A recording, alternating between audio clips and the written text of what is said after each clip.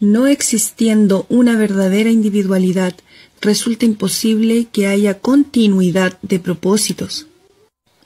Si no existe el individuo psicológico, si en cada uno de nosotros viven muchas personas, si no hay sujeto responsable, sería absurdo exigirle a alguien continuidad de propósitos. Bien sabemos que dentro de una persona viven muchas personas, entonces el sentido pleno de la responsabilidad no existe realmente en nosotros. Lo que un yo determinado afirma en un instante dado no puede revestir ninguna seriedad debido al hecho concreto de que cualquier otro yo puede afirmar exactamente lo contrario en cualquier otro momento. Lo grave de todo esto es que muchas gentes creen poseer el sentido de responsabilidad moral y se autoengañan afirmando siempre ser las mismas. Uno no puede menos que sentir gran alegría al escuchar personas de esta clase, tan devotas y definitivamente sinceras. Sin embargo, el idilio no dura mucho tiempo. Cualquier día debido a tal o cual motivo, justo o injusto, sencillo o complicado, la persona se retira de la gnosis. Entonces abandona el trabajo y para enderezar el entuerto o tratando de justificarse a sí misma, se afilia a cualquier otra organización mística y piensa que ahora va mejor. Todo este ir y venir, todo este cambiar incesante de escuelas, sectas, religiones, se debe a la multiplicidad de yoes que en nuestro interior luchan entre sí por su propia supremacía.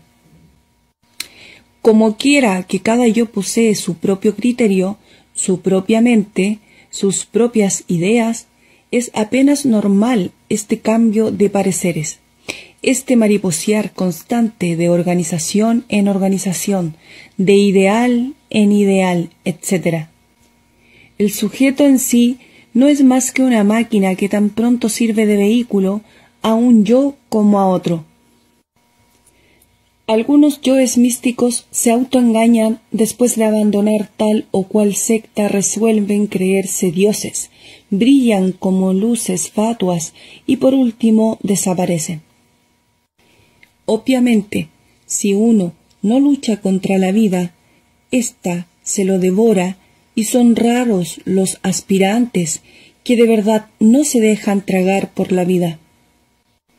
Existiendo dentro de nosotros toda una multiplicidad de yoes, el centro de gravedad permanente no puede existir. Es apenas normal que no todos los sujetos se autorrealicen íntimamente.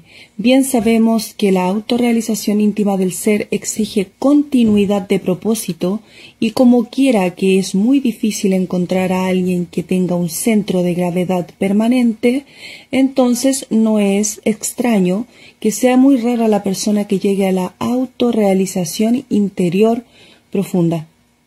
Lo normal es que alguien se entusiasme con el trabajo esotérico y que luego lo abandone. Lo extraño es que alguien no abandone el trabajo y llegue a la meta. Antes de seguir con este conocimiento, deja tu impresión sobre este texto. Ciertamente, y en nombre de la verdad, afirmamos que el Sol está haciendo un experimento de laboratorio muy complicado y terriblemente difícil. Dentro del animal intelectual equivocadamente llamado hombre, existen gérmenes que convenientemente desarrollados pueden convertirnos en hombres solares. Sin embargo, no está de más aclarar que no es seguro que esos gérmenes se desarrollen. Lo normal es que se degeneren y pierdan lamentablemente. En todo caso, los citados gérmenes que han de convertirnos en hombres solares necesitan de un ambiente adecuado, pues bien sabido es que la semilla en un medio estéril no germina, se pierde. Para que la semilla real del hombre depositada en nuestras glándulas sexuales pueda germinar, se necesita continuidad de propósitos y cuerpo físico normal.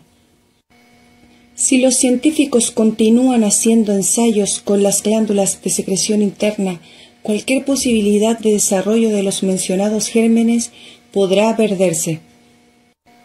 Aunque parezca increíble, las hormigas pasaron por ese proceso similar en un remoto pasado arcaico de nuestro planeta Tierra. Uno se llena de asombro al contemplar la perfección de un palacio de hormigas. No hay duda de que el orden establecido en cualquier hormiguero es formidable.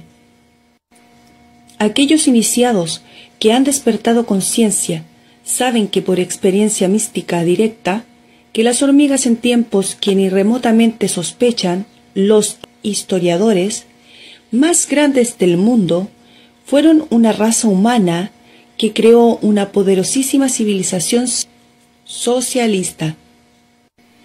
Entonces eliminaron los dictadores de aquella familia las diversas sectas religiosas y el libre albedrío, pues todo ello les restaba poder y ellos necesitaban ser totalitarios en el sentido más completo de la palabra.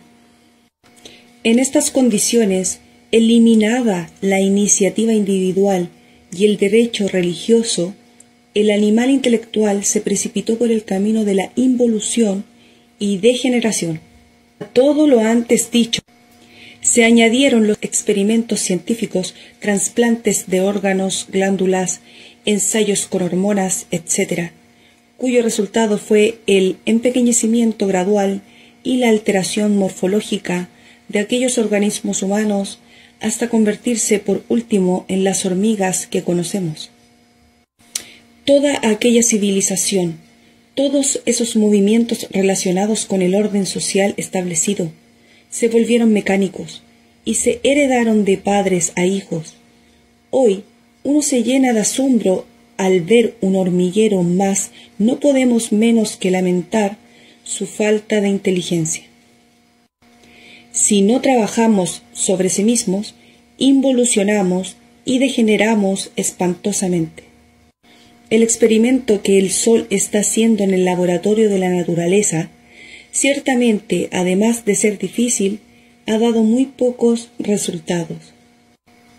Crear hombres solares solo es posible cuando existe verdadera cooperación en cada uno de nosotros.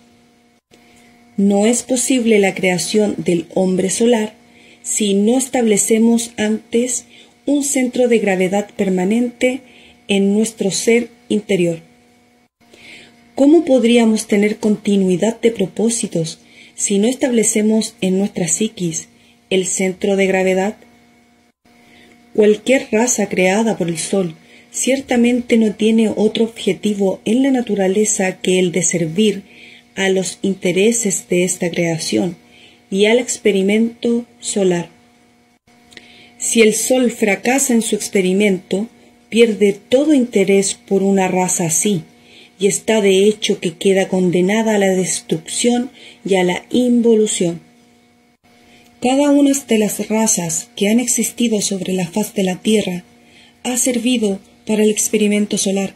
De cada raza ha logrado el Sol algunos triunfos, cosechando pequeños grupos de hombres solares, y esto va para mujeres y varones. Cuando una raza ha dado sus frutos, desaparece en forma progresiva o parece violentamente mediante grandes catástrofes.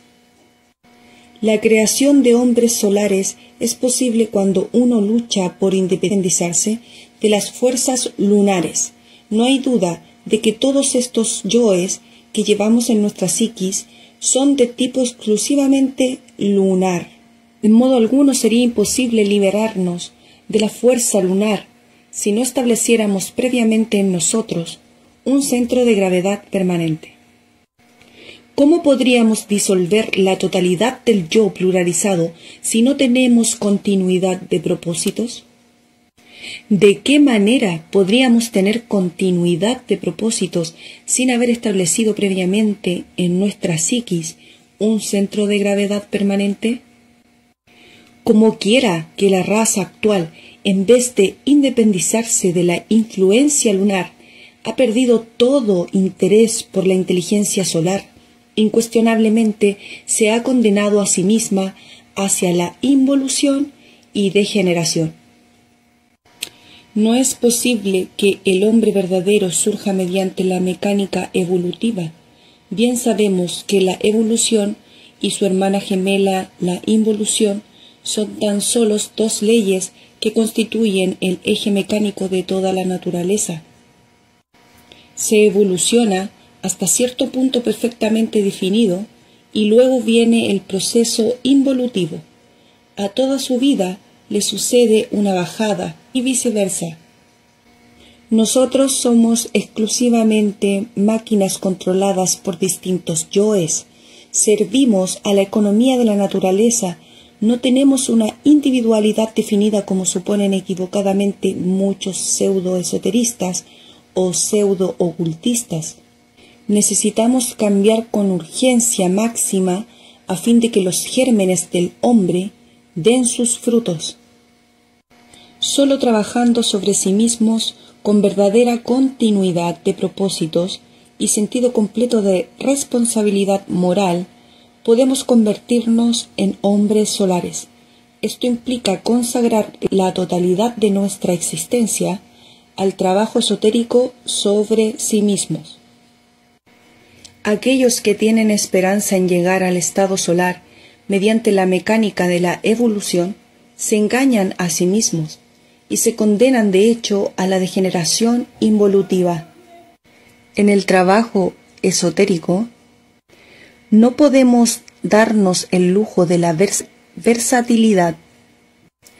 Esos que tienen ideas veletas, esos que hoy trabajan sobre su psiquis y mañana se dejan tragar por la vida, esos que buscan evasivas justificaciones para abandonar el trabajo esotérico, degenerarán e involucionarán. Algunos aplazan el error, dejan todo para un mañana, mientras mejoran su situación económica, sin tener en cuenta que el experimento solar es algo muy distinto a su criterio personal y a sus consabidos proyectos. No es tan fácil convertirse en hombre solar cuando cargamos la luna en nuestro interior. La luna, el estado lunar, es el ego. La Tierra tiene dos lunas. La segunda de esta es llamada Lilith y se halla un poco más distante que la luna blanca. Los astrónomos suelen ver a Lilith como una lenteja, pues es de muy poco tamaño. Esa es la luna negra. Las fuerzas más siniestras del ego llegan a la Tierra desde Lilith y producen resultados psicológicos infrahumanos y bestiales. Los crímenes de la prensa roja, asesinatos más monstruosos de la historia, los delitos más insospechados, etcétera, etcétera, se deben a las ondas vibratorias de Lilith. La doble influencia lunar, representada en el ser humano mediante el ego que carga en su interior, hace de nosotros un verdadero fracaso.